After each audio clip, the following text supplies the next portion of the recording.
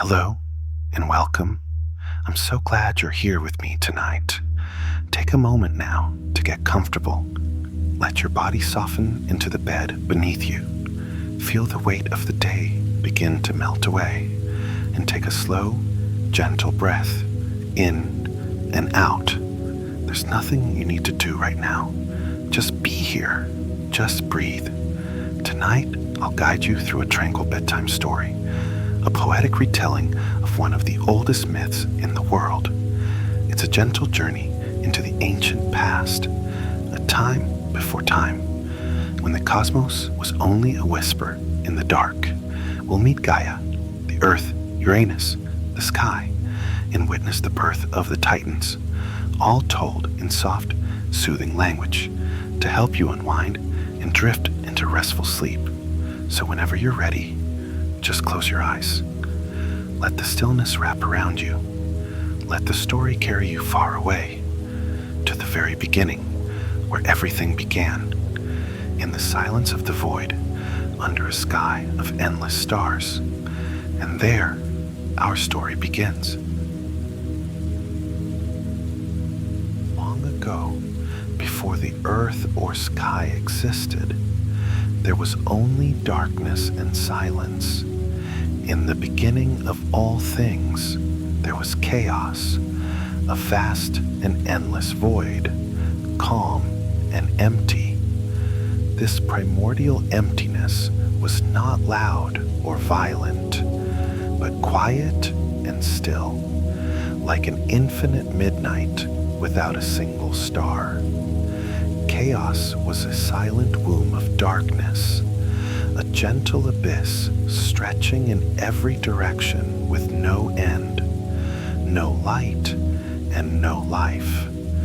It was a realm of pure nothingness, and yet in that nothingness lay the potential for everything. Though empty, chaos was strangely comforting, a gentle, velvety darkness that cradled the nascent universe like a warm blanket. No sound, no movement, no fear, only a boundless calm. In that heavy quiet, one could almost feel the cosmos breathing softly, as if the universe were in a deep, dreamless sleep, preparing for the dawn of creation. Try to imagine that profound silence and peace. Nothing moved, nothing breathed. Time itself had not yet begun to tick. All was formless and void, an endless expanse of quiet night. But even in this deep, tranquil darkness, a subtle stirring began. In the heart of chaos, something new was waiting to be born. Out of the silent void, the first flicker of creation softly emerged. From chaos, the very first primordial beings gently came into existence. One was Nyx, the embodiment of night, a shadowy goddess draped in dark veils, who spread the comforting blanket of nighttime wherever she went. Beside her arose Erebus, the essence of deep shadow, filling the underworld with gloom. They were not evil or cruel. Rather, they were natural and quiet, personifying the dark stillness of the world before dawn. Together, night and darkness kept the cosmos wrapped in a velvety hush, peaceful and absolute. Yet chaos had given rise to more than just the night. In that same first moment of creation came Gaia, the earth. Though she had not yet taken form, we will soon tell of her awakening. Also present was Tartarus, a mysterious deep abyss far below, destined to lie beneath the earth as a great cavern of silence. And there was Eros, the spirit of love, a gentle, invisible force that stirred within the void, encouraging even the loneliest emptiness to seek companionship. All these primordial essences coexisted in the vast darkness, quietly awaiting their time. In the gentle dark, Nyx, night personified, reigned supreme. She was everywhere and all-enfolding, her presence like a soft, black cloak over the nascent universe.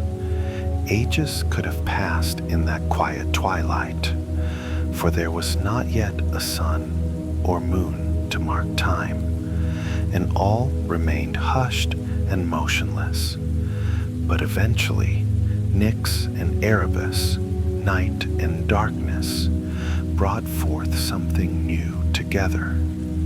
From their union, a faint glimmer arose in the gloom.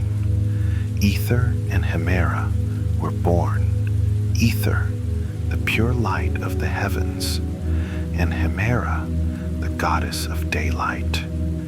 It happened slowly and gently. At first, just a pale hint of brightness tinged the edge of the endless night, a subtle dawn in the making. Then the soft glow of ether spread, lighting the highest reaches of the nascent universe. Hemera followed, bringing the first day.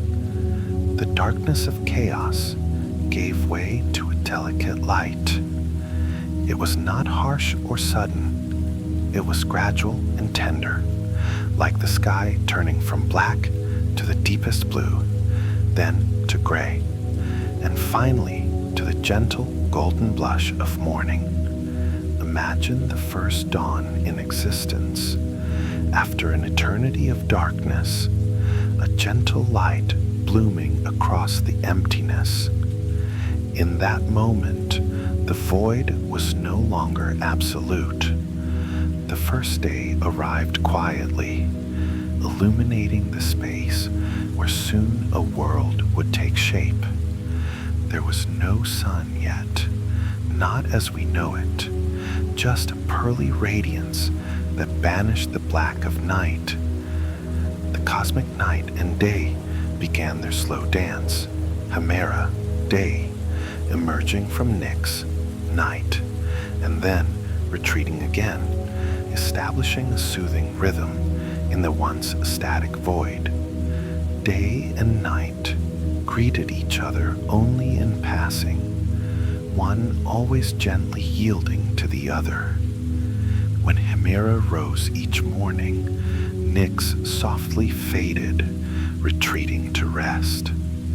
And when evening fell, Hemera in turn stepped aside as Nyx draped the sky once more in darkness. It was a seamless, graceful exchange, the first rhythm of time, born of trust and balance.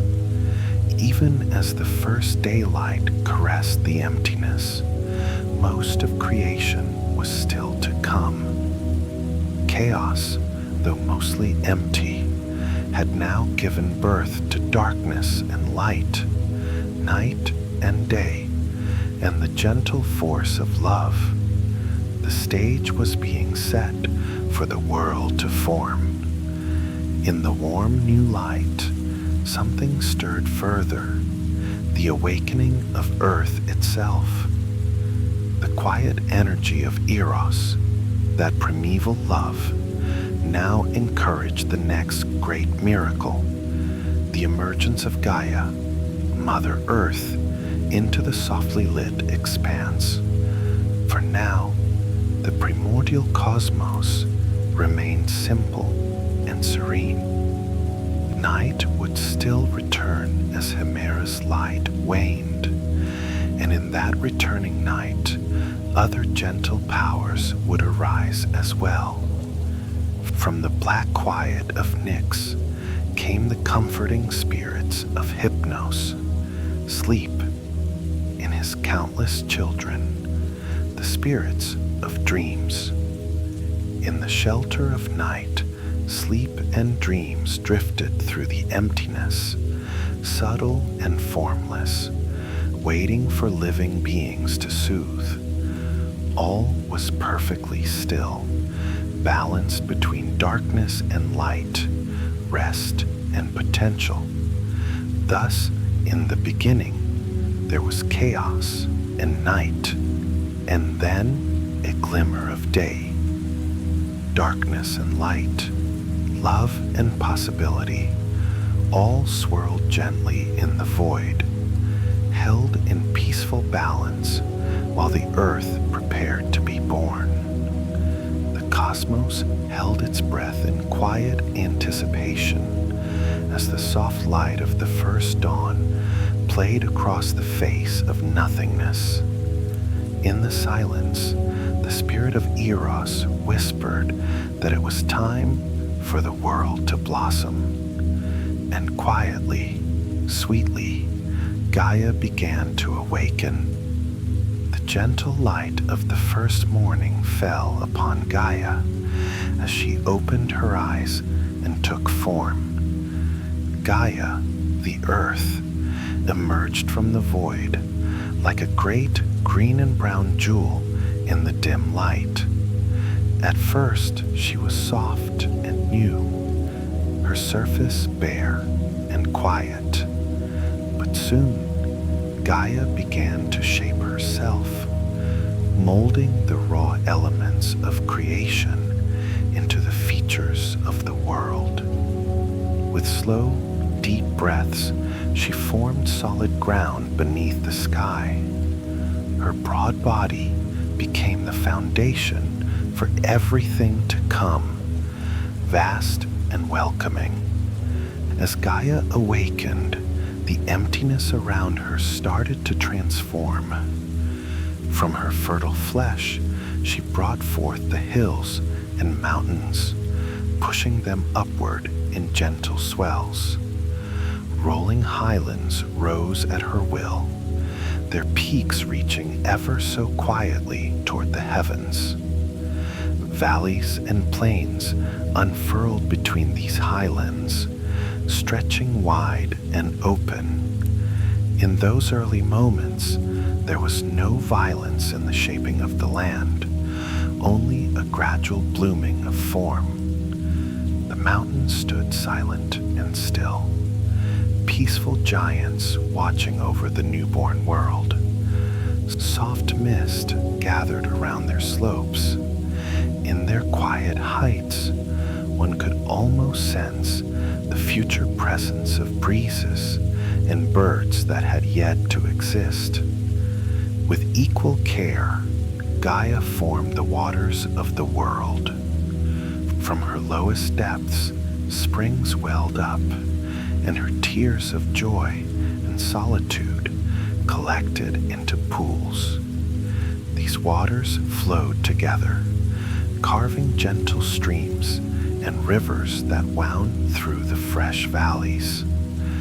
They gathered in basins to create the first sea, which Gaia named Pontus. The sea surface was smooth and mirror-like at dawn, reflecting the pale sky above. Slow waves lapped against the new shores, a calming rhythm that echoed the heartbeat of Gaia herself. This primeval ocean was vast and serene, encircling the lands in a cool, blue embrace. It was a sea born without storm or fury, just the quiet, endless swell and retreat of waters against earth, as soothing as a mother's lullaby. As the land and sea took shape, the world grew ever more beautiful. Under the soft touch of Hemera's daylight, Gaia's once barren ground became fertile. From her rich soil, the first green shoots peeked out shyly. Tiny blades of grass and delicate wildflowers unfurled their leaves and petals, greeting the gentle morning. In the damp hollows, ferns and moss spread like a green carpet. Over time, slender saplings rose, forming the first quiet groves of trees. Their new leaves rustled faintly in the calm air, a tender sound almost like a whisper of thanks to Mother Earth. A sweet fragrance of fresh earth and blooming life began to drift across the land, subtle and reassuring. Gaia looked upon all this growth with deep love, the first mother seeing the world itself as her child. Every hill and hollow, every sprout and blossom was part of her being. The earth was alive with her presence, a warm, nurturing spirit in every stone and seed. Sometimes a contented sigh escaped her in the form of a mild breeze, as if Mother Earth herself were humming a lullaby to soothe the tender new life upon her. As day gently turned toward dusk, and Nyx spread her soothing darkness, a few silver stars began to blink overhead. Gaia's heart swelled with contentment at the gentle progress of creation. Yet even in her contentment, Gaia felt a certain loneliness. She was vast and bountiful, but she still dwelt in solitude. Above her stretched an endless expanse, a high, open nothingness. Pale light filled it by day, and gentle stars by night, but no true partner answered Gaia's presence. Sometimes Gaia hummed soft melodies into the still air, hoping for a voice to answer from above, but the emptiness gave only echoes of her own song. She yearned for someone to share the beauty of her world, a partner as grand and loving as herself, to fill the silent void with companionship.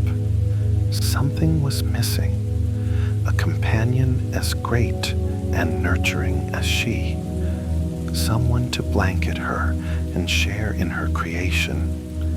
In the quiet of twilight, as the first day gave way to gentle night once more, Gaia listened to the stirring of Eros within her heart. The primordial love encouraged her longing. In that longing, Gaia began to dream of company, of a great being who could arch over her and forever be her friend and protector. She imagined how comforting it would feel to have a sky above, to cover her, to adorn the evenings with countless stars, and watch over her through the dark. Gaia's desire grew irresistible, and with the power of creation still coursing through her, she resolved to bring forth a companion. The Mother Earth gathered her strength and her love, and prepared to give birth to the vast sky above. The emptiness overhead would soon no longer be empty. It would have a name and a soul. Gaia was ready to create Uranus, the boundless sky, who would forever embrace her. In a sublime moment of creation, Gaia brought forth her destined companion. Out of Gaia's longing and love, Uranus, the sky, was born. He arose above her in an expanse of shimmering blue and soft haze, stretching from one horizon to the other. Uranus was vast and beautiful, a magnificent dome arching over the world, equal in grandeur to Gaia below. The newborn sky was immediately filled with gentle light, and as he unfurled across the heavens, countless tiny stars began to sparkle in his darkening dusk cloak, like jewels adorning a king. The instant Uranus took his place, Gaia felt his presence and smiled within. At last, she was no longer alone. Father Sky drifted down to meet Mother Earth, embracing her on every side. He covered her entirely, his great form blanketing the world in a loving shelter. Where Gaia's lands met the edges of the cosmos, Uranus touched them, sealing the world in their shared warmth. In that first twilight together, a profound peace settled over creation. Earth and sky were joined, and the cosmos felt complete. Their union was gentle and filled with wonder. Uranus gazed down at Gaia's green hills and blue waters and was filled with affection for his earthly bride. He adorned the night with shining stars to please her, scattering them across his midnight blue mantle so that Gaia would never again know darkness without light. In return, Gaia raced up fresh blooms and sweet scents for Uranus to enjoy, lilies and jasmine opening under the starlight, perfuming the air as a gift to the sky. It was as if each were trying to delight the other. Uranus sent soft, misting rain down from his clouds to caress Gaia's fields and forests, and wherever those gentle droplets fell, Gaia responded with a burst of life. New flowers, richer grasses, and the bright glimmer of rain-kissed leaves. Earth and sky understood one another in a profound, unspoken way. They conversed in the language of nature itself. When Gaia's force whispered with the evening breeze, Uranus heard her gentle voice. When Uranus sent a misty rain to fall on the meadows, Gaia felt his tender touch. Often at dusk, as day melted into night, the horizon would blush with rose and lavender hues, a final loving exchange between sky and earth. In those moments, Gaia and Uranus shared their affection without a single word, their bond woven into every rustling leaf and every sigh of wind. During the day, Uranus shone a warm, serene blue, embracing the sunlight of Hemera and letting it spread over Gaia to nourish her. At sunrise and sunset, he donned robes of gold, pink, and lavender, brilliant dawn and dusk colors that set the sky ablaze in beauty, as if blushing with happiness at holding his beloved Earth. And each night, when Nyx brought darkness, Uranus cloaked himself in deep indigo and unveiled the stars in their full glory. The heavens became a breathtaking tapestry of constellations, twinkling softly above, a comforting nightlight for Gaia as she rested. Under that starry canopy, earth and sky held each other close, whispering ancient secrets in the language of breeze and rustling leaves. Gaia and Uranus were perfectly matched and deeply in love. Mother Earth and Father Sky complemented one another in every way. She, firm and nurturing. He, expansive and protective. Where Gaia was solid and steady, Uranus was boundless and ever-changing, with gentle winds and drifting clouds. Together, they balanced the world between them. Their love was the very air and soil of existence, creating harmony that spread across all of nature. In the comfort of this union, time flowed peacefully. Nights and days passed in gentle succession, each one bringing new, quiet joys. Under Uranus's watchful gaze, Gaia's forests grew taller, and her rivers flowed calmly to the sea.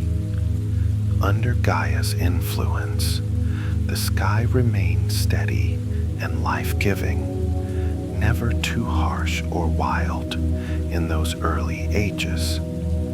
The world was in a golden twilight of peace, cradled between earth and sky.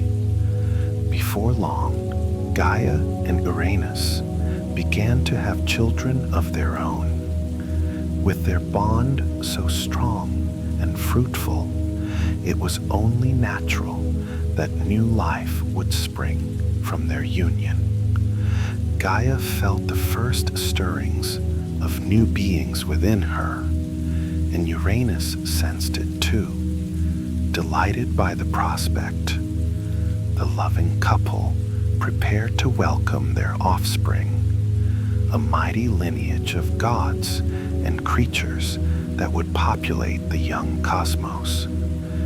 Thus, the great Mother Earth and Father Sky ushered in the next chapter of creation, the age of their children. In the secure embrace of Uranus's vast sky, and upon the generous breast of Gaia's Earth, the seeds of a new generation were quietly growing. The world held its breath again, but this time not in loneliness or for a companion, rather in gentle expectation, as parents awaiting the arrival of beloved children. The tranquil nights and days continued, lit by stars and sun, as earth and sky softly dreamed of the family they would bring forth. Gaia's love for Uranus bore fruit in the form of many children, the first generation of gods and giants to inhabit the young cosmos. One by one, these children came forth, each unique and powerful, each a mix of their mother, Earth's substance, and their father, Sky's grandeur. Gaia welcomed them all with open arms, her heart overflowing with joy at these new lives. Uranus, too, looked upon his offspring with awe and pride, at least for most of them. First came the mighty Titans, 12 siblings who would become the elder gods of the world. 6 sons and 6 daughters were born to Gaia and Uranus, each one a towering figure representing an aspect of creation. Oceanus, the eldest son, was as vast and deep as the ocean that encircled the world. Calm and steady, he carried the gentle whisper of waves in his presence, and all rivers and seas would eventually be connected to him. Cous, a son of keen intellect, had a bright and inquisitive spirit. A glimmer like starlight shone in his eyes, for he embodied the spark of wisdom and the quest for knowledge under the night sky. Creus, solid and strong, stood like a great pillar at the world's edge. His might was quiet but firm, giving structure and stability. He represented the enduring foundations of the earth and the constellations that wheel silently in the sky. Hyperion, radiant and bold, shone with the intensity of the nascent sun. A warm light haloed around him, and it was said that daylight grew stronger whenever Hyperion smiled. He carried the promise of each new sunrise and the glory of heavenly light. Iapetus, stern and enduring, had a resolute spirit. He was a bold-hearted Titan who would help shape the destiny of mortal beings, and from him would descend those who bear the weight of human fate. In his steady gaze was the firmness of a mountain ridge. Cronus, the youngest son, arrived last among the brothers. Clever and ambitious, Cronus possessed a sharp mind and a restless energy. Though he was the smallest of the Titan sons, there was something formidable in his quiet watchfulness, a sense that he would one day rise to great importance. After the 6 sons, Gaia and Uranus celebrated the birth of 6 Titan daughters, each as magnificent as her brothers. Theia, a daughter of dazzling presence, had eyes that gleamed like the clear blue sky. Wherever Theia stepped, a luminous radiance followed. She was associated with all that is bright and shimmering, from the azure heavens to the sparkle of precious gems. Rhea, gentle and nurturing, exuded a comforting warmth. In her flowed the spirit of fertility and generosity. It was said that flowers bloomed a little brighter in Rhea's footsteps, and indeed she would one day be called the Great Mother, bringing forth gods of her own. Themis, calm and wise, carried an air of unyielding fairness. She personified divine order and law, guiding gods and mortals alike toward justice and balance. In Themis' serene smile was the assurance of harmony in the cosmos. Mnemosyne, soft-spoken and thoughtful, was the keeper of memories. She held the echoes of all stories and songs in her heart, ensuring that the deeds of gods and creatures would not be forgotten. In the gentle breeze, one could almost hear the whisper of Mnemosyne, reminding the world of its past. Phoebe, radiant and enigmatic, glowed with a silvery light akin to the moon's glow. She was intuitive and prophetic, often quiet but ever observant. To her would fall the gift of sacred vision, and her presence brought a sense of mystique, as if she understood the secret dreams of night. Tethys, kind and life-giving, flowed with the grace of water itself. She became a great nourisher, and from her would spring rivers and streams. There was a maternal tenderness in Tethys, the nurturing love that sustains all the creatures of the sea and land. These 12 Titans, 6 brothers and 6 sisters, were magnificent beings, each tall as a mountain and strong as the enduring earth.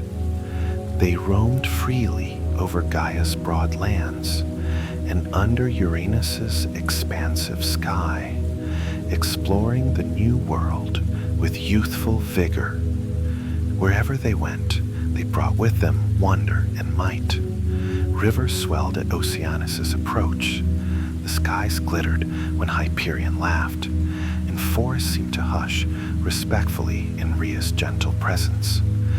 Gaia adored each Titan dearly, and Uranus was pleased with these powerful children who reflected parts of his and Gaia's own essence. In their youth, the Titan brothers and sisters played freely across the wide realms of Earth. They held friendly competitions, racing over great distances in mere moments, or gently testing their strength in contests. During one sunny romp, Hyperion's golden laughter rang out as he bounded over a valley, encouraging sunlight to dance around him, while Oceanus's hearty strides accidentally carved new streams in the soil, which he promptly filled with laughing apologies.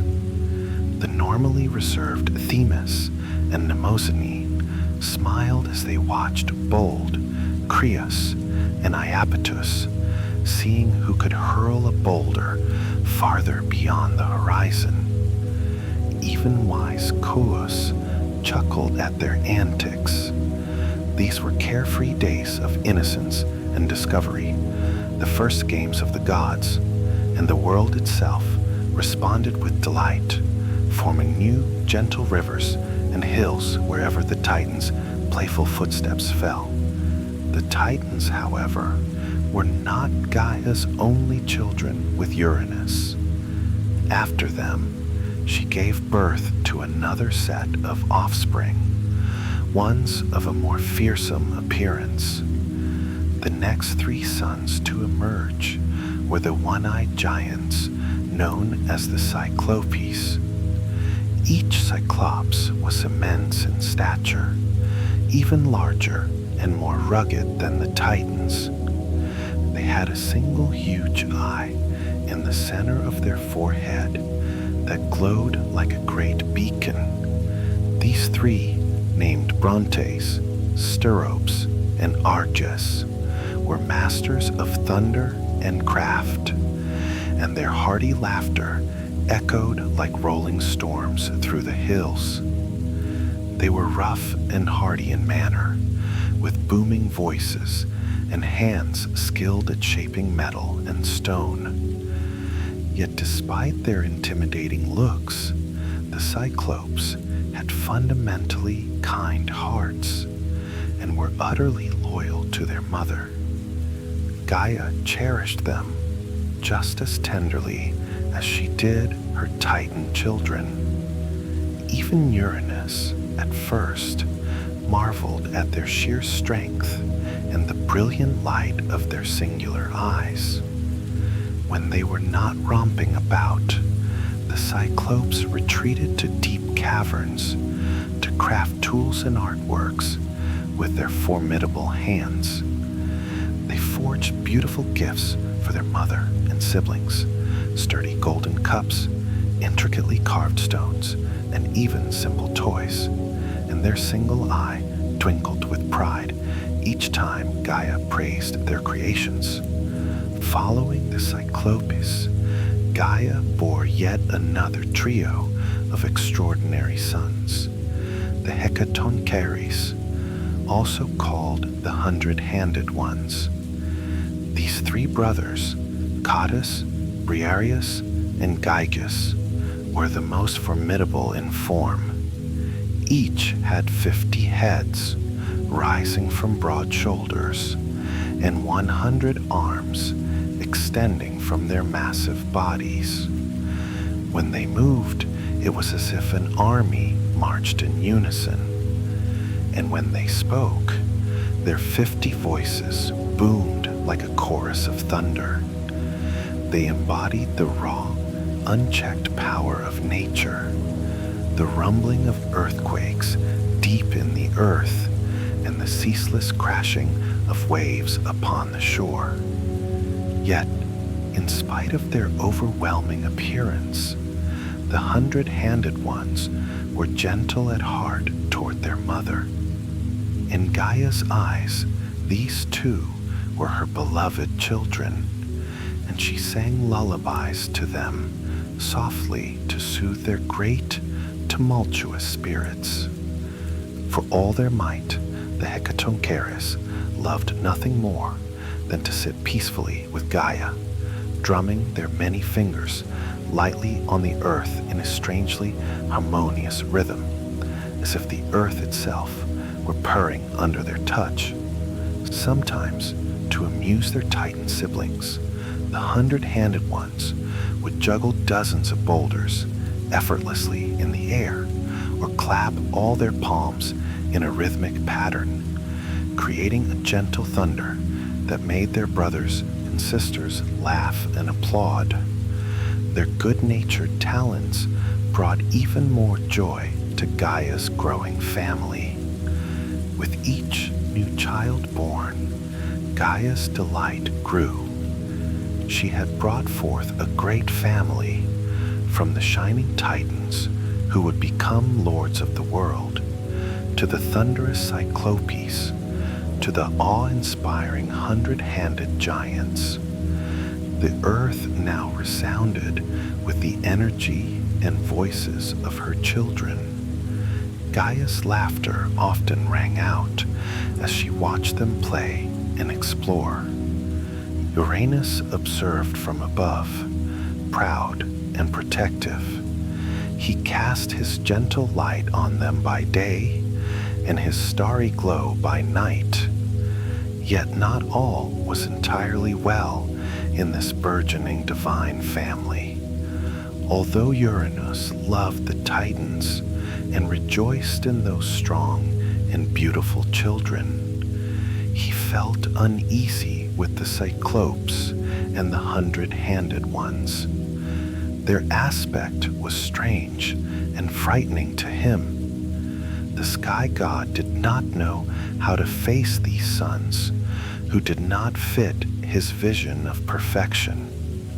As he looked upon his one-eyed and 100-armed offspring, a shadow of worry passed through Uranus's heart, a first seed of fear and disdain that he could not quite swallow.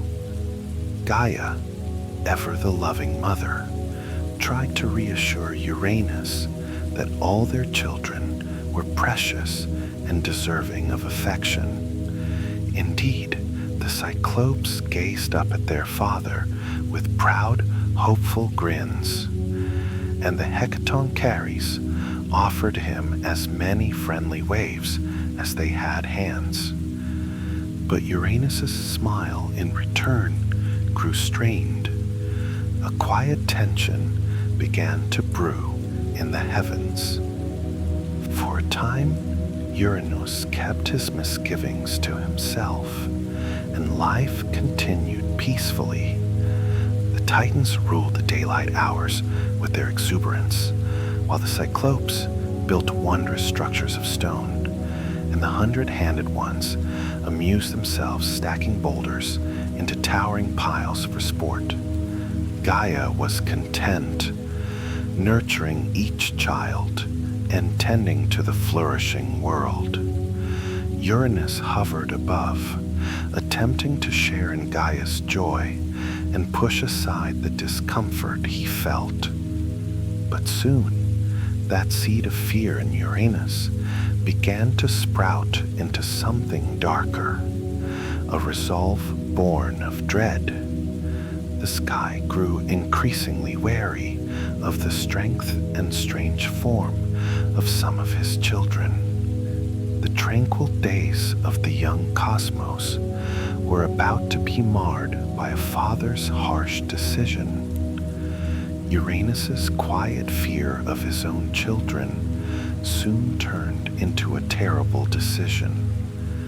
The sky could no longer bear the thought of the Cyclopes and the 100-handed giants roaming free.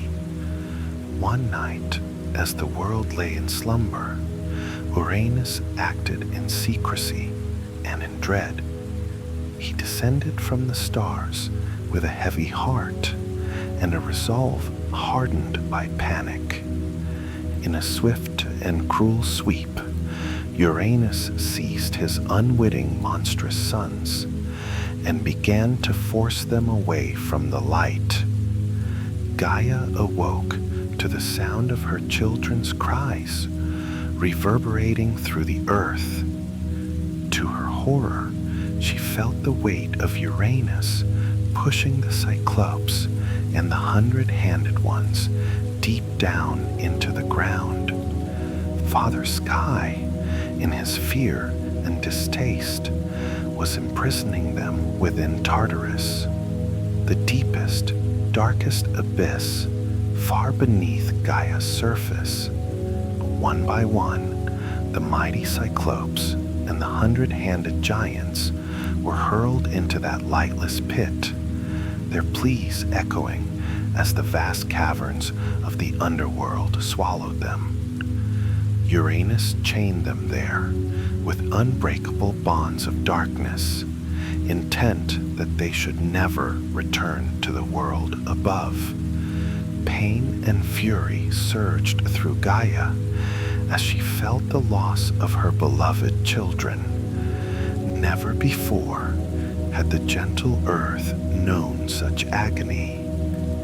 It was as if part of her own being had been wrenched away and buried alive. Gaia's grief was immense. Her verdant hills quaked, and her oceans heaved with sorrow. In the wake of Uranus's betrayal, a deep anger began to grow within her like a hot coal. How dare Uranus do this to their children, to her? The loving peace that once existed between earth and sky was now shattered by Uranus's act of cruelty. Gaia's sorrow turned to determination. She would not allow this injustice to go unanswered. In her heart, she conceived a bold plan to overthrow Uranus and free her imprisoned children. But she knew she could not execute this plan alone. She needed the help of some of her other offspring. That night, with tears still wet on her face and rage smoldering in her breast, Gaia called out to her remaining children, the Titans, for counsel. Under the dim light of the stars, for Uranus had withdrawn in the aftermath of his deed, Gaia gathered the Titan sons and daughters on a quiet mountainside. The air was thick with the scent of damp earth and Gaia's sorrow. In a hushed but fervent voice, the Earth Mother recounted what Uranus had done. Her gentle voice trembled with grief as she spoke of the Cyclopes and 100-handed ones confined in Tartarus's dark womb. The Titan siblings listened in stunned silence, their usually bright faces clouded with anger and sympathy. They loved their mother and could not bear to see her in such pain. "My children," Gaia implored, "your father has wronged me and our family. He has cast your brothers into eternal darkness out of fear.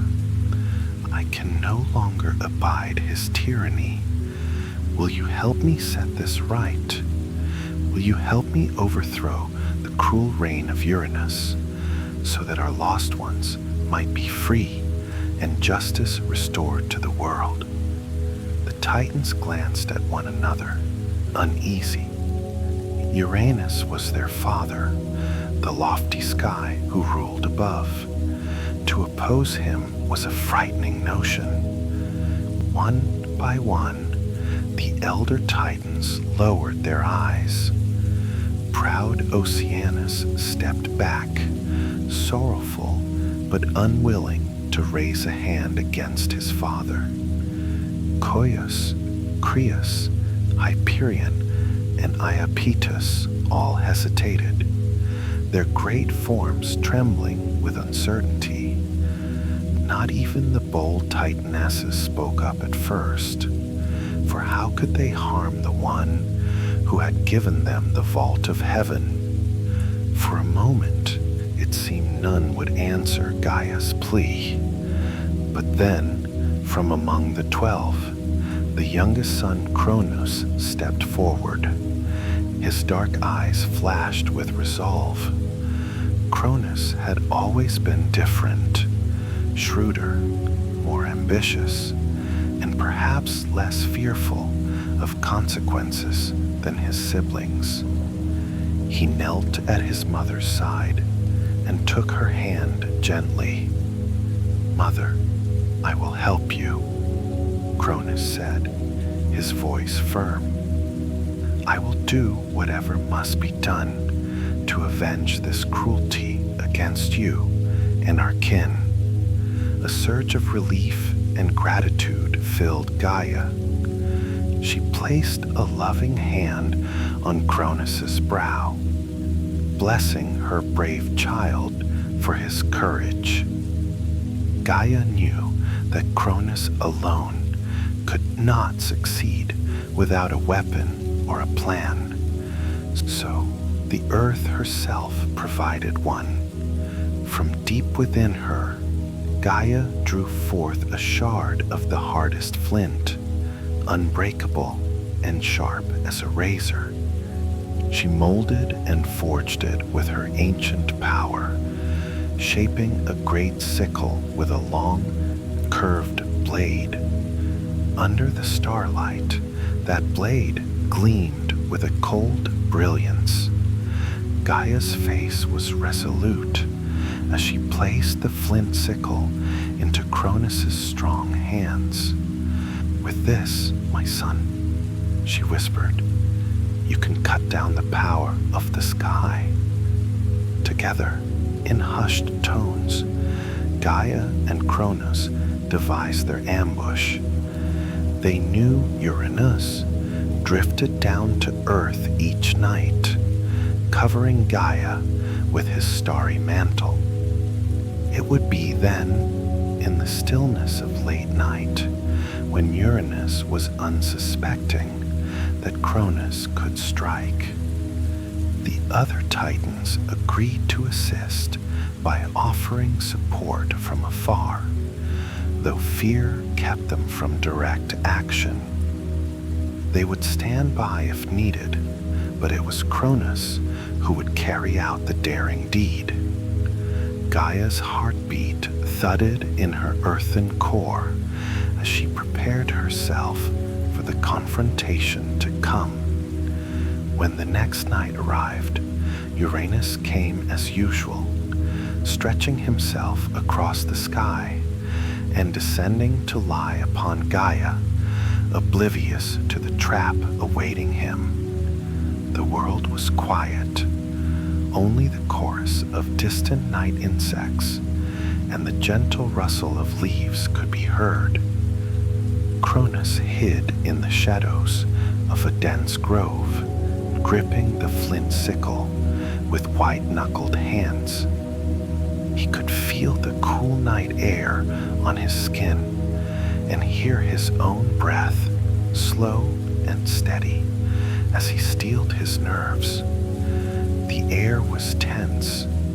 Even Gaia's winds and waters fell silent, as though the whole world held its breath.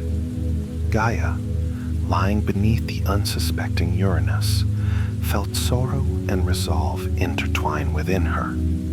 Sorrow that it had come to this, but resolve to end the suffering of her buried children.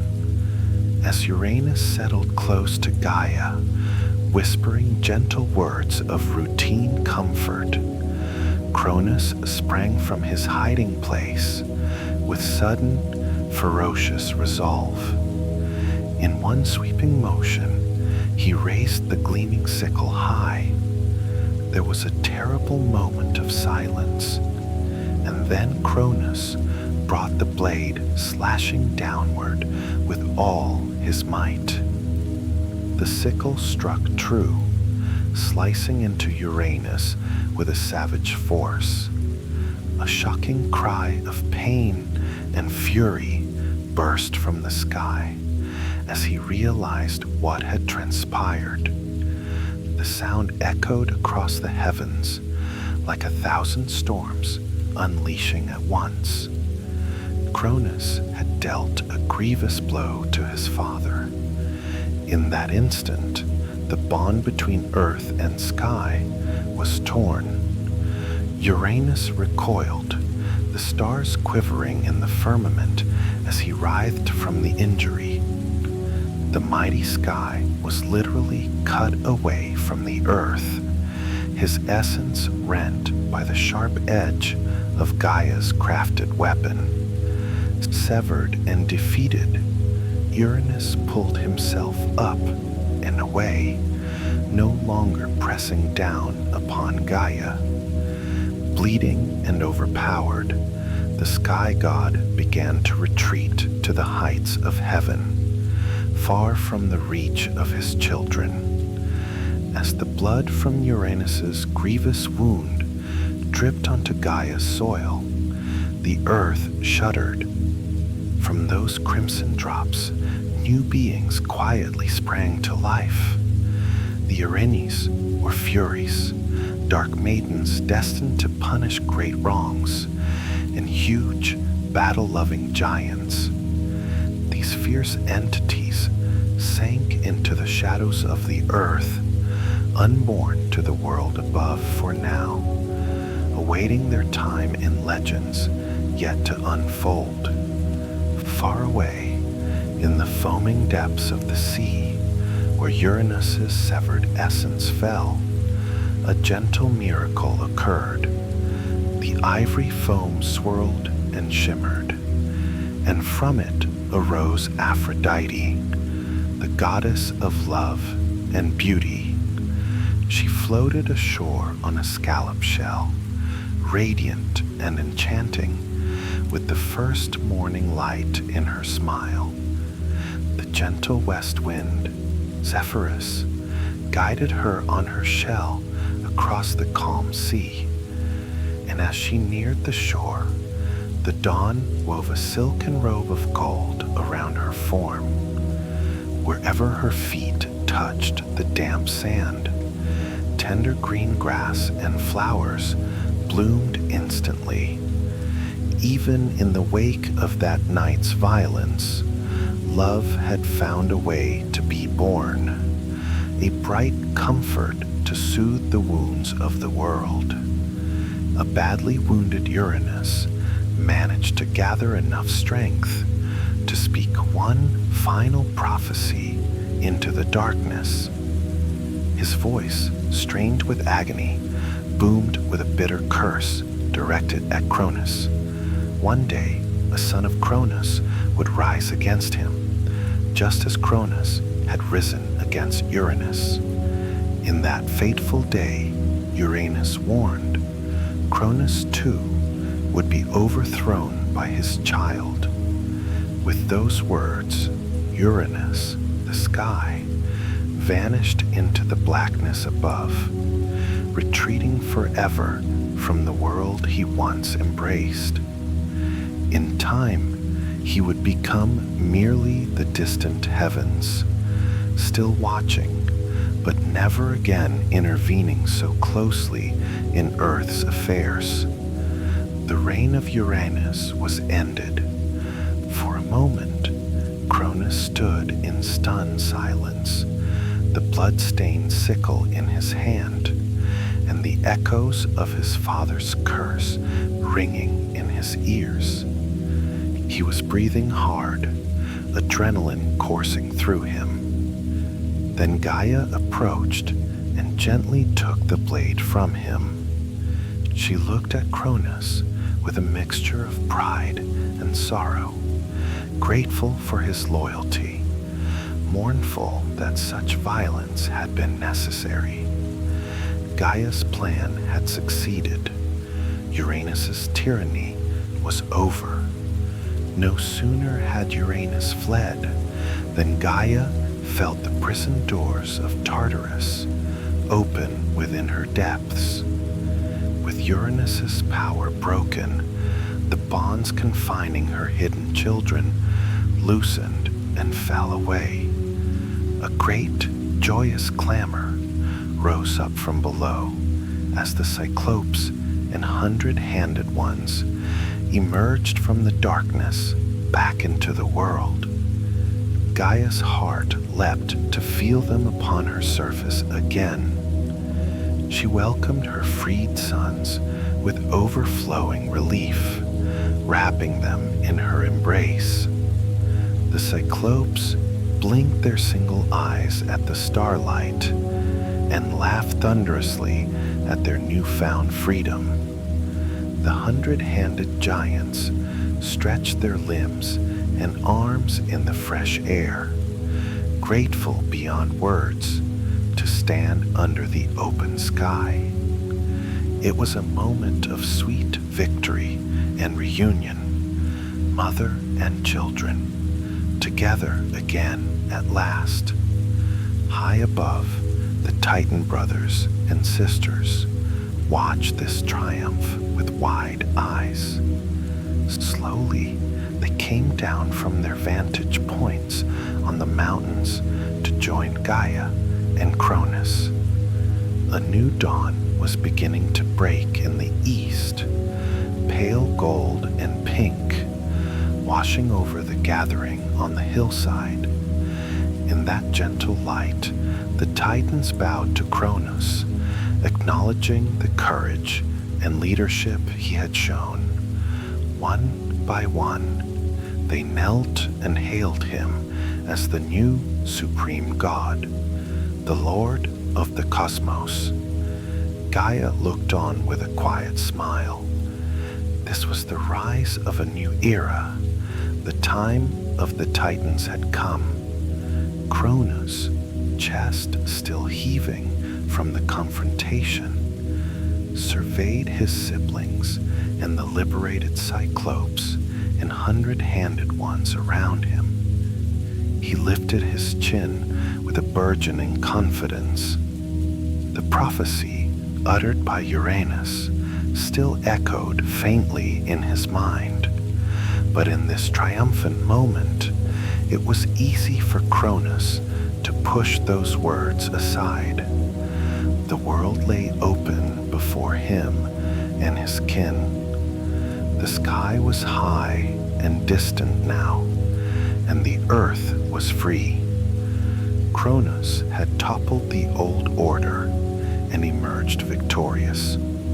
Surrounded by his brothers and sisters, he ascended to his father's place as the new ruler of creation, establishing his throne on Mount Othrys, the sacred mountain of the Titans. And so, with the breaking of dawn, Cronus the Titan became king of the universe. The age of the Titans began in earnest, a golden time presided over by Cronus and his fellow Titan gods. Gaia felt hope kindle in her heart once more. Balance and freedom had been restored, and her children were safe. She only hoped that Cronus's reign would be kinder and wiser than that of Uranus before him. For now, at least, peace reigned again across the earth, as the Titans took up the mantle of guiding the cosmos under the gentle light of a new morning. With Uranus gone and the Titans triumphant, a new era of harmony unfolded across the world.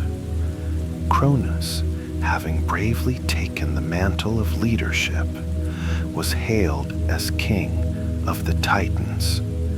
He sat upon a great throne atop Mount Othrys with the wise Rhea, his beloved sister, and now his queen, by his side.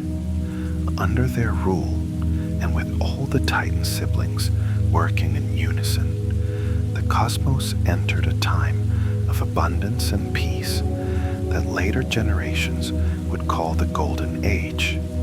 It was a gentle and idyllic time. The earth gave of her bounty freely and effortlessly, as if celebrating the end of Uranus's oppression. under the benevolent gaze of Cronus and his Titan kin, fields yielded ripe grain and sweet fruit without need for plow or toil. The weather was perpetually mild and pleasant. No harsh winters or scorching summers troubled the land. Instead, a warm sun shone by day, and gentle rains fell at night, ensuring that plants grew lush and green everywhere. Wildflowers carpeted the meadows in every color, and great forests spread their canopy over hills and plains, offering cool shade and serenity. In those days, it is said that even mortal creatures knew no sorrow. For now, the first generations of mortal men and women began to wander Gaia's realm, though they were few and lived simple, happy lives. Under the Titan's reign, humans and animals alike lived in peace with nature and with one another. Lambs napped fearlessly beside lions, and birds of every hue filled the skies with songs at dawn and dusk.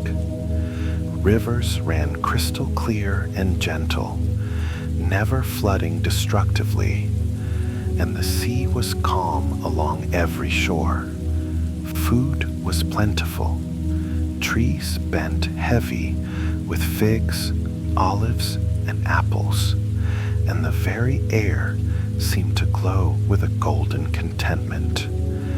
Even without cultivation, fruit trees and berry bushes offered their produce for anyone to pick, and wild vines hung heavy with sweet grapes. No one felt hunger or thirst in this age, for Gaia provided generously. People did not need laws or punishment, as there was no greed or crime. Under the fair rule of the Titans, everyone had enough and lived virtuously without effort. Some say these mortals were molded from clay by the kind Titan Prometheus and given life by the breath of Athena. Others say they sprang from Gaia's rich earth like young trees, but however they came to be, they lived guileless and content beneath the Titan's care. It was a time of innocence and ease, when work was a pleasant pastime, not a burden, and rest came easy and sweet each night. From sunrise to sunset, life unfolded sweetly. At dawn, people woke naturally to the soft chorus of birds and the gentle pastel glow of Eos, the dawn in the sky. They spent their mornings merrily gathering fruits and tending little gardens that flourished without strain. Children played by sparkling streams, splashing in the shallows and chasing dragonflies, under the kindly gaze of forest nymphs who ensured they never came to harm. In the warm afternoons, adults would nap under the shade of ancient oaks or weave flower garlands, their minds untroubled by worry. Work was play, and play was plentiful. By twilight, families and friends came together to share in Gaia's endless bounty. They lit no harsh fires, for the air was mild and the food fresh. A simple picnic on the grass, accompanied by laughter and storytelling, was the height of their day. Every face glowed with contentment as the sky dimmed and the first stars peeked out. Mothers sang lilting lullabies to their children under the silver light of a kindly moon, for gentle Phoebe made sure the nights were soothing, and during the day, the sound of mortals and nymphs dancing together in bright glades echoed with happiness. The world, newly ordered, felt young and blissful. High above, from his throne, Cronus surveyed this flourishing world with a satisfied heart. In those early years of his rule, the Titan King strove to be a just and caring leader. He allocated domains among his brothers and sisters so that each could contribute to the harmony of the cosmos. Shining Hyperion guided the sun's daily path and oversaw the light of heaven. Loving Tethys in vast Oceanus nurtured the rivers and the encircling sea, ensuring waters stayed pure and life-giving. Kind Rhea roamed the earth, helping Gaia tend the forests and creatures. Wise Themis offered counsel on matters of fairness and order whenever disputes arose, though such occasions were rare in this golden peace. During Cronus's reign, feasts of joy were common among the Titans. They would gather periodically in a grand meadow at the foot of Mount Othrys. There, beneath ancient oak trees and beside a clear flowing spring, the Titan brothers and sisters celebrated the bounty of the earth. Cups of sweet nectar and ambrosia were shared, the divine drink and food of the gods, and the younger nymphs and spirits of the woods joined in the merriment. Soft music of pipes and lyres drifted through the warm air as even the normally reserved Titanides, Themis, Mnemosyne, and Phoebe, laughed and danced with garlands of flowers in their hair. The ground itself seemed to hum with contentment during these gatherings, for Gaia was pleased to see her children enjoying the freedom and prosperity they had earned. Cronus himself would often set aside his crown to join the merriment, sometimes plucking a lyre and playing a gentle tune, other times spinning around in a simple dance with Rhea, making his queen laugh as the stars came out one by one overhead. In those moments, there was no ruler and subjects, only a joyful family of immortals and nature spirits celebrating life. Far and wide, the story of this blessed era spread. In later times, people would whisper that during the Golden Age, under Cronus's rule, folks lived like gods, without sorrow or strife. No one grew old or infirm. Life was long and blissful, and death, when it gently came, felt like falling asleep, a quiet, natural end with no suffering. The spirits of those who passed would simply drift peacefully into the earth, becoming guardian spirits. It was said they became whispering kindly daimones, invisible helpers who watched over the next mortal races. Gaia welcomed these gentle souls. They dwelled in her bosom, and sometimes their voices could be heard in the rustling of leaves or the sigh of a waterfall, guiding those still living. Every evening, as the sun prepared to set, the Titan Hyperion bid the day farewell with a spectacular sunset.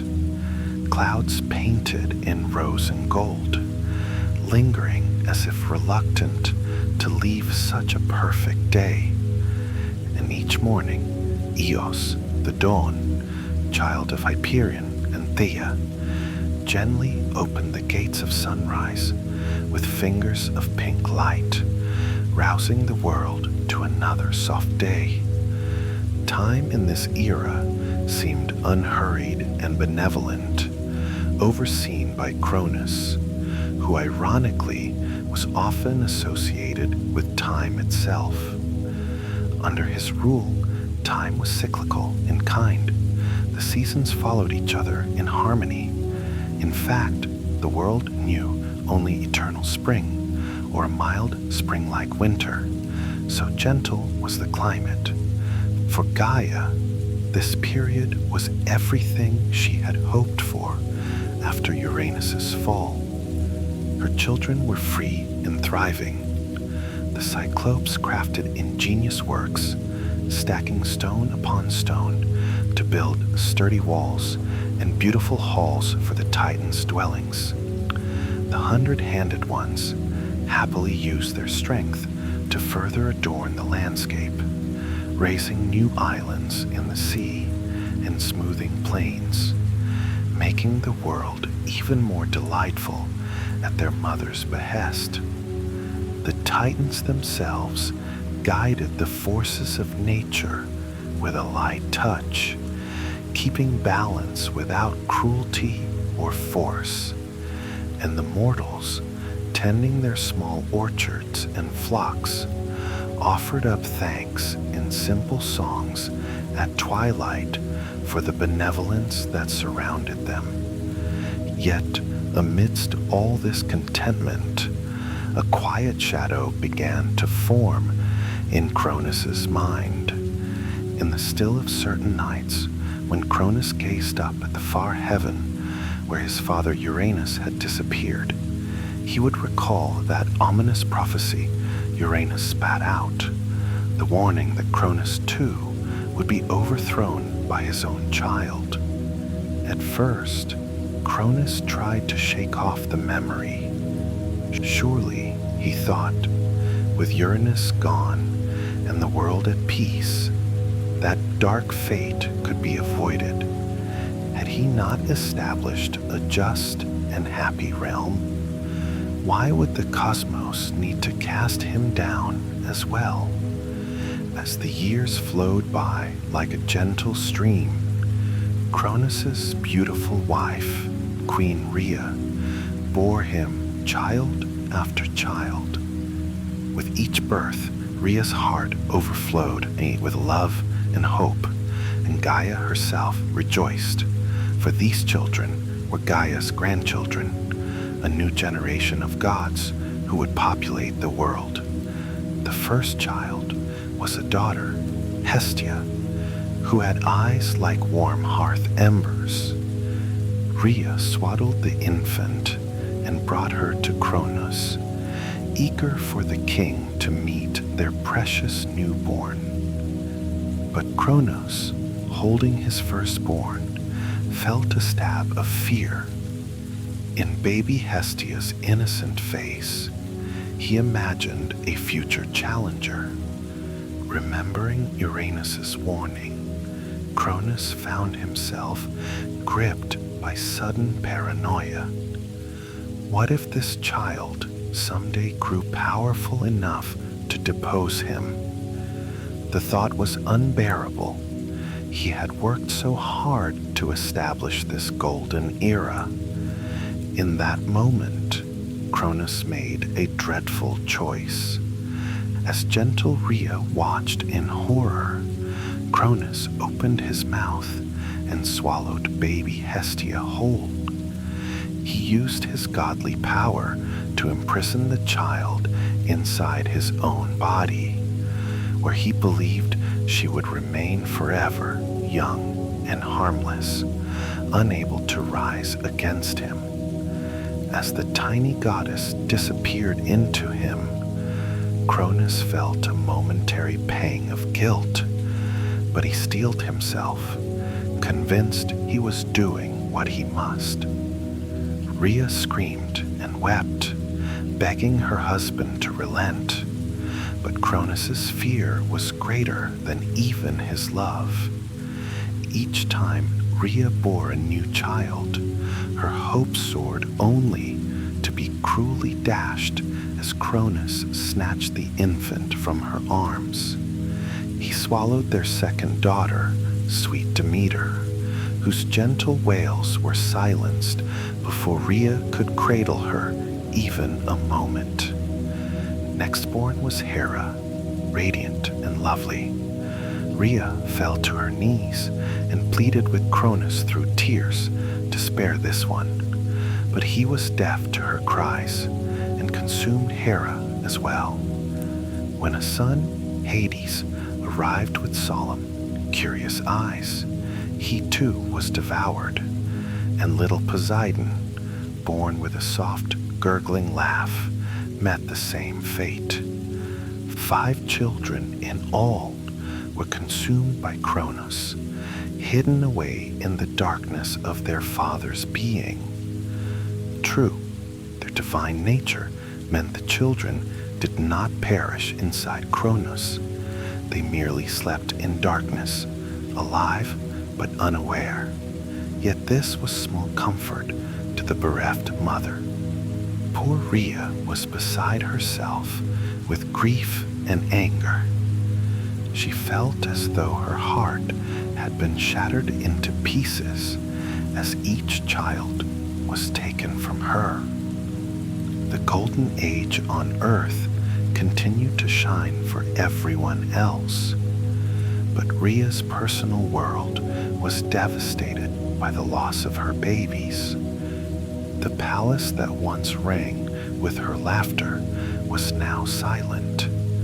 In the gardens of their abode, she would often wander aimlessly, clinging to a tiny blanket or a toy meant for one of her infants, her tears watering the flowers that tried in vain to comfort her. Gaia, too, was distraught to see Cronus repeat a version of Uranus's cruelty. True, the 5 children were not dead.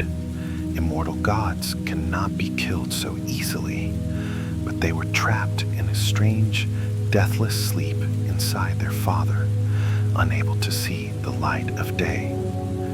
Rhea wandered the halls of their palace in sorrow, and often slipped away to lonely places to sob where Cronus would not hear her heartbreak. Still, the world outside remained unaware of this tragedy. To mortals and the other titans, Cronus's rule appeared utterly blissful and unchanged. The king kept his frightful secret hidden behind a dignified smile, and the Golden Age rolled on.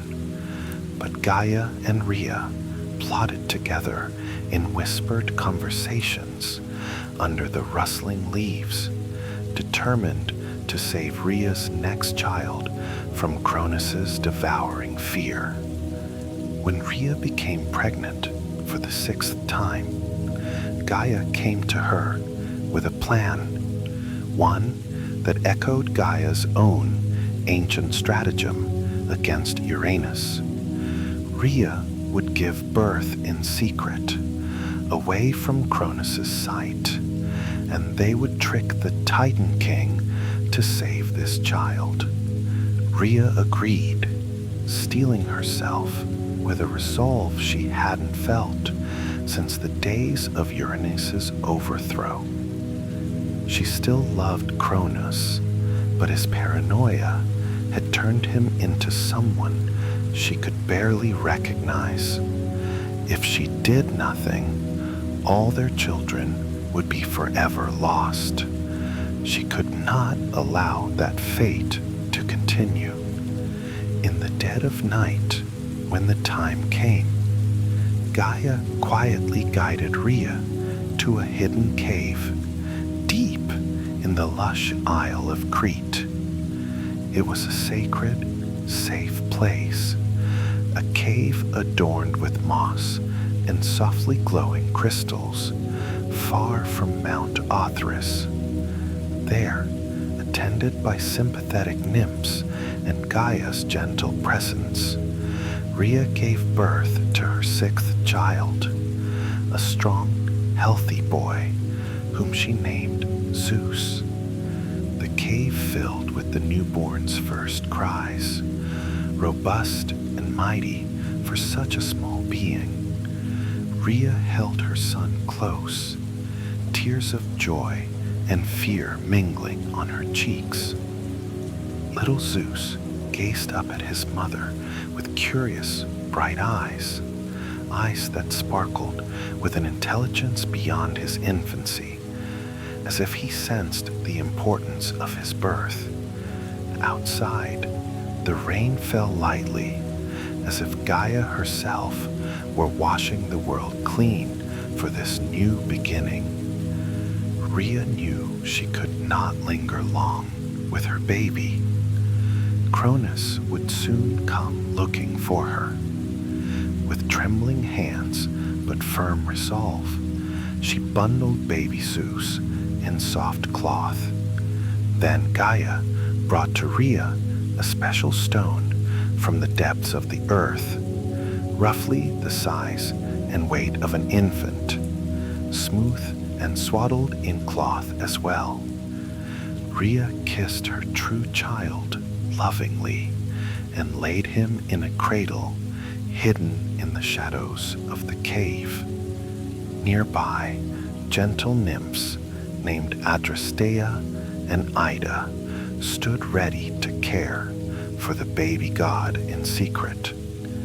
A divine goat named Amalthea stepped forward as well, offering her milk to feed the hungry child, and bees from the mountain brought fragrant honey to sweeten his lips. Though it broke her heart to leave him, Rhea knew Zeus would be safe here, nurtured by those who loved him and protected by Gaia's watchful power.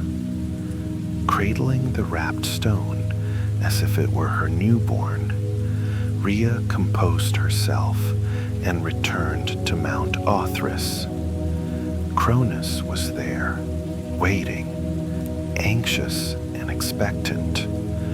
Rhea presented him the swaddled bundle, keeping the cloth tight so he would not see the ruse.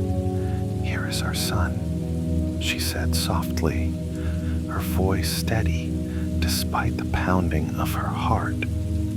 Cronus, eyes gleaming with that same fearful light, took the bundle. Without unwrapping it to peek inside, he immediately swallowed the swaddled stone whole, thinking he had once again eliminated the threat of a new heir. He never realized the weight in his belly was a stone, believing it to be his newborn son. Rhea turned away to hide the tears in her eyes, but these were not entirely tears of grief. They were also of relief, for her plan had worked. Zeus remained safe, hidden far away, while Cronus believed his last child was gone. The Titan King sat back on his throne, finally confident that he had thwarted the dreaded prophecy. In his belly, the heavy stone settled alongside the 5 undying children he had already swallowed, and Cronus felt secure that no son of his would rise up from within that prison. The Golden Age continued on, outwardly unmarred, but a quiet revolution had begun in the shadows. In the cave on Crete, baby Zeus grew stronger with each passing day. The nymphs adored him, singing soft lullabies to keep him content. Amalthea the goat nourished him with rich milk, and playful young Curetes, guardian spirits of the island, danced and clashed their weapons outside the cave whenever Zeus cried, masking the sound of his wails so that Cronus would not hear them on the wind. Zeus's childhood was spent in secrecy, but he was surrounded by love and the blessings of earth. Even as a toddler, Zeus was strong and full of mirth. He would reach out to grab at motes of dust, dancing in beams of sunlight, and giggle when the Curetes performed their noisy dances. The nymphs told him stories of the world beyond the cave, and though he was safe and hidden, Zeus grew up dreaming of the wide sky and green earth he had yet to see. While he was still a babe, whenever Zeus cried, the spirited Curetes would dance vigorously at the cave's entrance, clashing their spears against their shields in a lively, rhythmic din, so that Cronus could not hear the little one's voice. In that hidden sanctuary, Zeus grew strong on the rich milk of nurturing Amalthea and the sweet honey that the mountain bees brought to him. The nymphs Adrastea and Ida rocked him gently in a golden cradle hung from a tree and sang soothing lullabies that echoed like whispered winds in the cave. As Zeus became a young child, he played fearlessly under the watch of his protectors, wrestling with lambs, clambering over rocks, his laughter bright and confident. The cave itself was warm and safe. Its walls glinted with faintly glowing crystals that comforted the young god with a natural night light. In that sheltered world, Zeus was cherished and guarded, free to grow in wisdom and strength until the day would come for him to fulfill his destiny. Zeus grew quickly, as divine children do, becoming a brave youth in what seemed like only a few years. He was clever, strong, and compassionate, traits inherited from both his mother, Rhea, and his grandmother, Gaia. Zeus learned of Cronus's terrible deeds and of his siblings trapped in the dark. Determination burned in Zeus's heart to free his brothers and sisters and to put an end to the cycle of child against parent. In secret, Gaia and the wise goddess Metis, an old friend of Rhea's known for her cunning, counseled Zeus on how to confront Cronus. They devised a gentle ruse to make the Titan disgorge his children without a direct fight. Metis brewed a special potion, mixing herbs and nectar with a dash of magic that would make Cronus nauseous, just long enough to release what he had swallowed. When the time was right, the young god ventured forth in disguise to set his plan in motion. Zeus approached Cronus's hall, appearing as a humble cupbearer. Cronus, suspecting nothing, allowed this newcomer to serve him. In the golden cup that Zeus offered, the potent potion was concealed. Cronus drank deep, and soon a strange rumbling churned within him. Bewildered, the Titan King realized too late that he had been tricked. With great heaves, Cronus began to regurgitate the 5 grown children he had swallowed long ago. One by one, Hestia, Demeter, Hera, Hades, and Poseidon emerged, alive and unhurt, liberated at last into the light of day. Cronus was astonished and suddenly faced with the very offspring he had tried so desperately to imprison. A great confrontation loomed between the old generation of Titans and the new generation of gods. For a moment, the world held its breath yet again. The battle that ensued, the Titanomachy, lasted for years, with the elements raging and the sky and earth trembling. Lightning flashed across the sky, and thunder boomed like the anger of the heavens. The seas churned and the earth rumbled as the old gods and the new clashed, their powers shaking the foundations of the world. Even the stars seemed to flee, hiding their light behind heavy storm clouds as the cosmic battle raged. Yet through it all, Gaia endured, protecting the innocent creatures below from the worst of the turmoil, cradling the fragile earth as the storm of divine conflict passed overhead. But since this is a gentle bedtime tale, we will not linger on the clamor of that war. In the end, as fate had foretold, Zeus and his siblings prevailed. The reign of Cronus and the Titans gently came to a close. Cronus, defeated and weary, was not destroyed.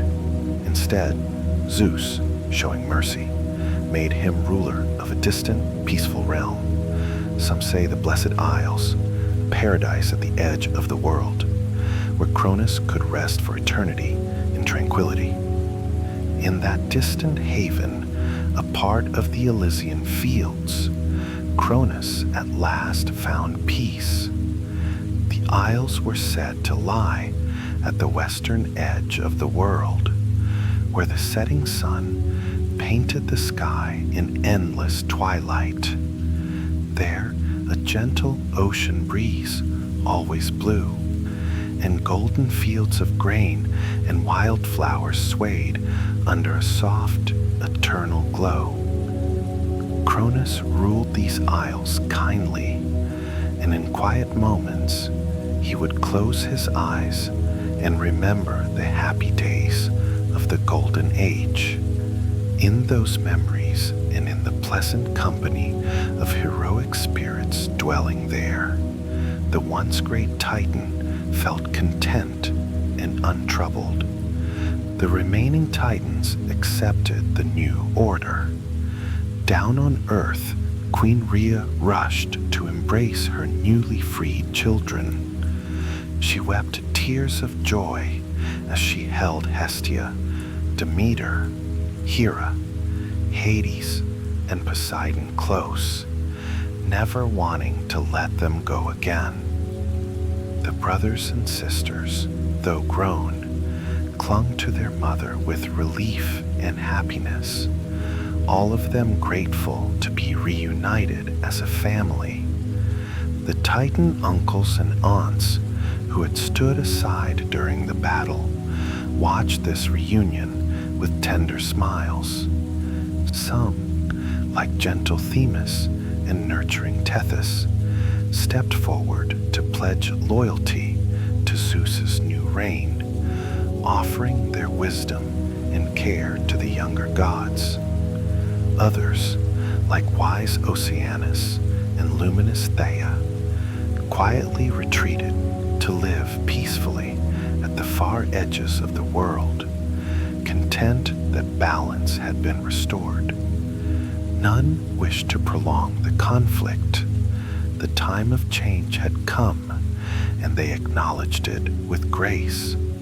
Zeus, in a gesture of honor, welcomed many of the Titans into the new order. He asked wise Themis to stay as an advisor on justice and oaths.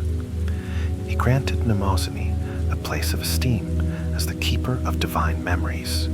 Indeed, it was said Mnemosyne would soon give the world the gift of the Muses, to inspire art and song among gods and mortals.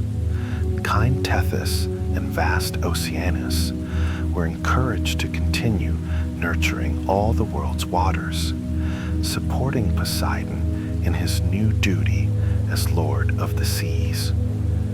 Bright Hyperion and Theia entrusted the daily journey of the sun and the gentle glow of the moon to their children, Helios and Selene, but remained respected elders of light.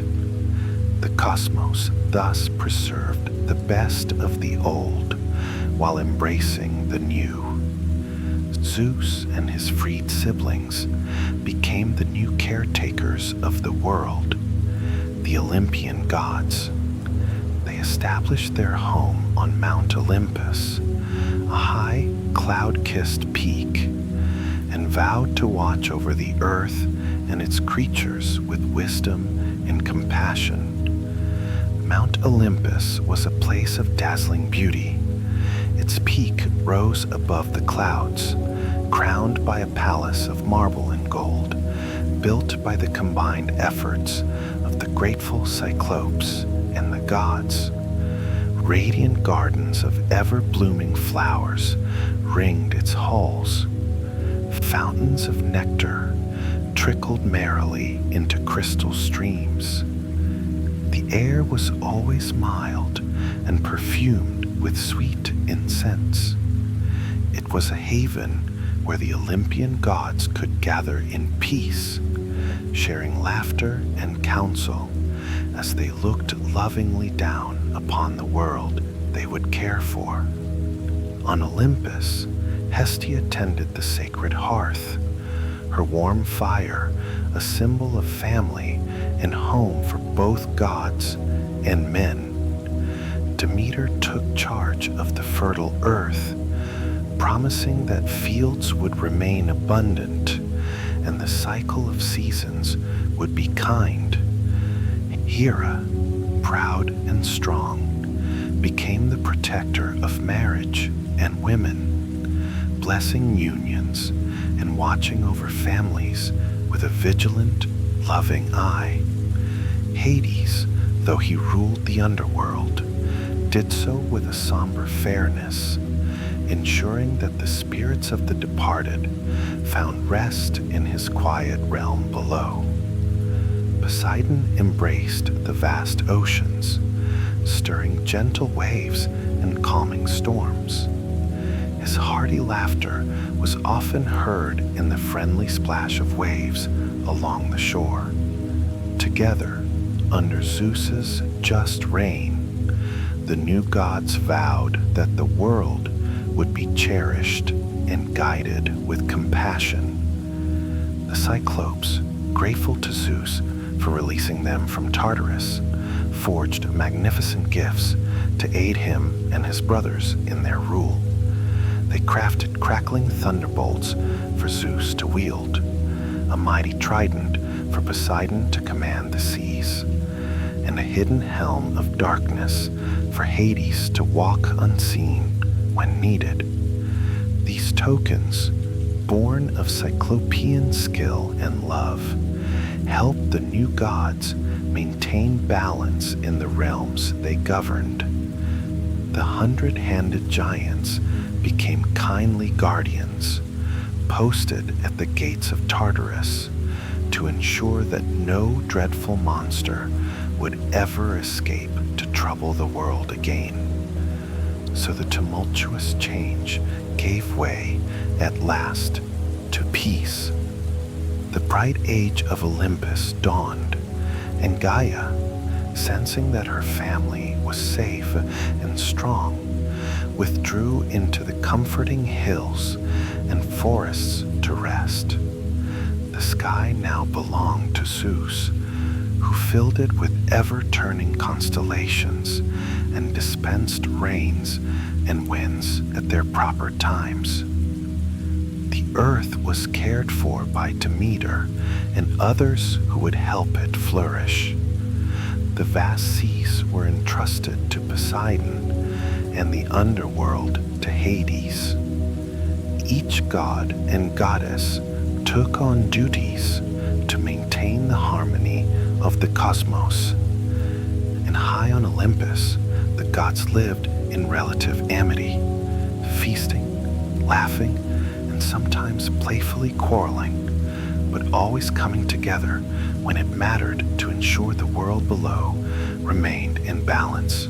That night, Gaia herself prepared a bountiful gathering at the foot of holy Olympus, a reunion of all generations of the divine family.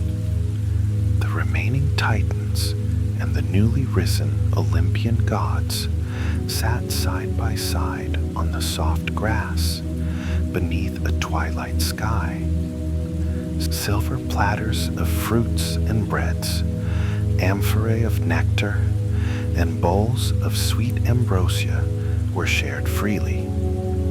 Gentle Hestia lit a warm fire that danced happily in the center of the circle, and by its glow, old grievances were soothed. Laughter and kind words filled the air as titanesses like Themis and Mnemosyne traded stories with their clever Olympian nieces and nephews. Old Oceanus chuckled deeply at a jest Poseidon whispered, and Demeter listened eagerly to Tethys' advice about caring for the land. Rhea moved from one child to the next, doting and making sure each had their fill of comfort and love. Even austere Hades managed a small smile as soft-hearted Tethys offered him a rare flower that bloomed at dusk. As the stars emerged, the family of gods, old and new, found a newfound affection for one another. The hardships of the past were behind them, and all looked forward to a future of cooperation. One by one, voices quieted as a pleasant drowsiness fell over the gathering. Nyx had fully risen, and under her gentle cloak, even mighty Zeus felt his eyelids grow heavy. The gods bid each other good night with soft murmurs. On the eve of this new era, they all slept deeply and peacefully, the sky above clear and watchful, the earth below warm and grateful, and the whole cosmos at rest. And so, from the primordial chaos to the reign of Zeus, the cosmos has found its harmony. The great story of creation has been told, and even the gods now rest under the gentle blanket of night. Nyx, the ancient night, spreads her starry cloak across the sky, just as she did in the very beginning. The heavens above are tranquil and vast, glittering with 1,000 familiar stars. The earth below lies quiet and secure, cradling you as kindly as Gaia cradled her children. All around, a profound peace settles in, the same peace that reigned in the earliest times, a peace that now invites you to rest. In the grass, tiny crickets chirp a soft lullaby to the darkness. From a far-off grove, a lone nightingale sings a final sweet note, as if to bid the world good night. In this stillness, the spirit of Hypnos, gentle sleep, glides through the air on silent wings. He drifts down like a soft mist, touching every eyelid with sweet drowsiness. In the far west, Hypnos keeps a dim cave beside the river of forgetfulness, where night-blooming poppies release their drowsy perfume. He carries that sweet oblivion with him now, touching your mind so that all worries and memories of the day float away, leaving you in soft tranquility. Under Hypnos' tender influence, the creatures of the world begin to doze. Birds tuck their heads beneath their feathers. Lambs curl up against their mothers. Even the leaves of the trees seem to lull themselves into stillness. In the forests, deer nestle in tall grass and fall asleep under the moon's glow. In the seas, Whales float in the dark depths, slumbering to the ocean's slow heartbeat. On the mountains, eagles tuck their heads beneath their wings in their high nests. Even the smallest of creatures, the field mice in their burrows and the hummingbirds in their hidden nooks, have grown still and drifted into dreams. The entire world sleeps under night's gentle care. High above, the moon and stars stand guard, bathing the world in a silvery glow. They are the same stars that gleamed over the newborn cosmos eons ago, unchanged and ever watchful. Perhaps you can imagine the constellations shining down like old friends, patterns of heroes and gods twinkling reassuringly. They whisper that you, too, are a beloved part of this ancient, enduring universe. You are safe beneath their light as you lie here, breathing slowly and evenly. Feel the embrace of the night around you. Envision Gaia's vast, loving presence beneath you, supporting you like the softest bed. Envision Uranus's gentle sky above, blanketing you in calm darkness sprinkled with stars. You are held between earth and sky, warm and protected, just as the world itself was held in the beginning of time. Allow any remaining thoughts or worries to drift away now. They can fade into the dark like distant falling stars. There is nothing you need to do, nowhere you need to be. In this moment, simply be still and let the lullaby of the cosmos wash over you. The ancient stories have been spoken. The adventures of gods and creation have come and gone, and now only a soothing silence remains, a silence filled with promise and comfort. Feel your body growing delightfully heavy and relaxed. Each breath you take is like a gentle wave, carrying you further into a sea of sleep. Breathe in slowly. Feel the cool night air filling your lungs, peaceful and calm. Breathe out gently, releasing all remaining tension. Each breath is like a gentle wave washing onto a shore, then retreating softly back to sea. In and out, calm and steady. The air around you is cool and still. You might imagine a soft breeze. Perhaps it is Zephyrus, the mild west wind, caressing your face and carrying the scent of night-blooming flowers. Overhead, the Milky Way stretches like a gauzy ribbon, guiding you into the realm of dreams. Perhaps you imagine for a moment that Gaia herself cradles you.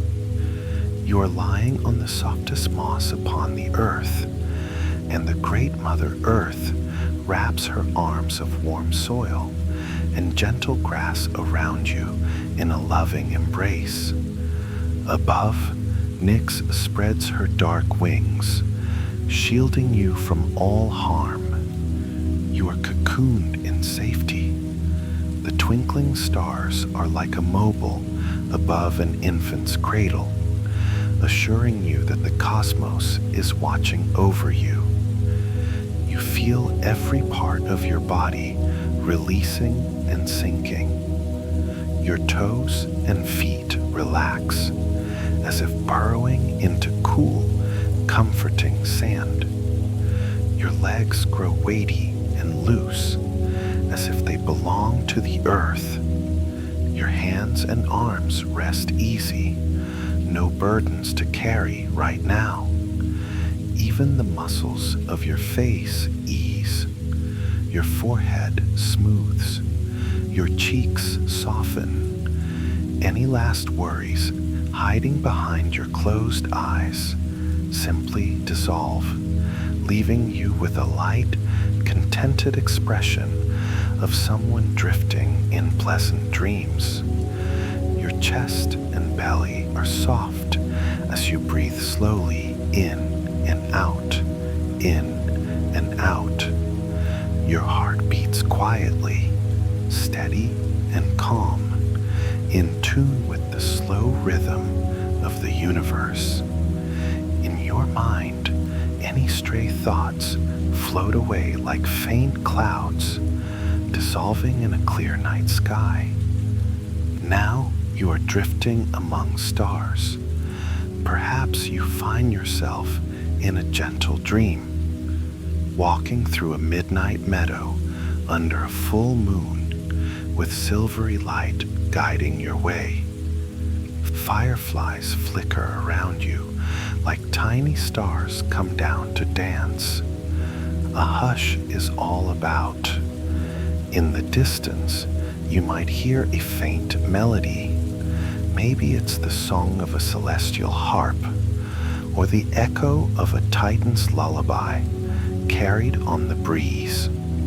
It soothes you further. The cool grass beneath your feet feels real and comforting, and you know you are utterly safe. This is your sacred garden of sleep, a place where nothing can trouble you. You lie down in your dream meadow and gaze up at the sky. See the constellations tracing gentle stories above. Perhaps one is kind Rhea, rocking a cradle of stars. Another is wise Hyperion, with a lantern of sunlight, softly dimmed for the night. They all keep watch over you. You close your eyes in this dream, and even the starlight fades to a loving darkness. It feels just like the beginning of the world, that warm, velvety chaos cradling you once again. In this quiet, you are whole, you are at peace, and you are deeply, deeply asleep. And on faraway Olympus, the gods themselves heed the call of night. Even mighty Zeus closes his eyes at last, and Hera and Demeter and the others retire to their soft cloud pillows, letting Hypnos drift over them with his gentle power. In this sacred night time, all beings, mortal and immortal alike, surrender to rest. In sleep, all are equal, mortal or god, king or shepherd, all drift together in the nurturing dark. The gift of rest is universal and freely given, a reminder that everyone under the sky is connected in dreams. The cosmos is singing a soft, silent lullaby. Can you hear it? It's in the distant hum of the galaxies and the muted heartbeat of the world. It's in the memory of the primordial cradle of chaos, which was dark but not frightening, a place of rest before creation. It's in the rhythm of your own heartbeat, steady and sure, echoing the universal calm. Perhaps Morpheus, the gentle shaper of dreams, is ready to welcome you now.